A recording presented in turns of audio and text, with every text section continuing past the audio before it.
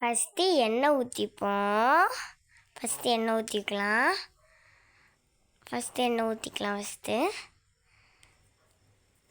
அடுத்து நம்ம கடுகு போட்டுடலாம்.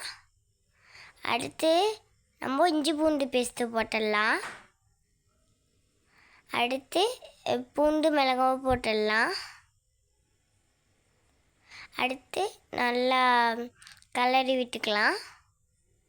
அடுத்து வெங்காயம் போட்டுக்கலாம். அப்புறம் நல்லா கொஞ்சமாக கிண்டி விட்டு அடுத்து தக்காளி போடலாம். அப்புறம் கரண்டி விட்டுட்டு கருத்தண்ணி வச்சு எடுத்துடலாம். அப்புறம் நல்லா ஒரு சட்னி பத்துக்கு வந்த மாதிரி எடுத்து கீழே வச்சிடலாம். அடுத்து தோசை சுட்டுடலாம். தோசை மாவு எடுத்தாச்சு.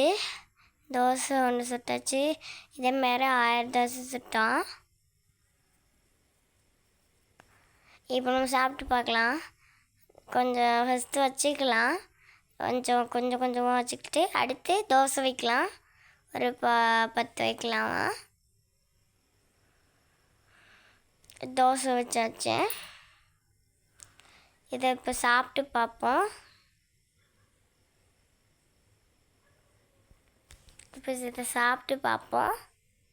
நல்லா இருக்கா நல்லா இல்லையான்னு பார்ப்போம். சூப்பராக இருக்கும். எம்மியாக இருக்குது. ஷேர் பண்ணுங்கள். மறக்காமல் டிங்குன்னு பில்லைனாக்க டிங்குன்னு அடிச்சு விட்ருங்க. பாய் பாய். இஸ்கியூ ஆல். நல்லா இருக்கு.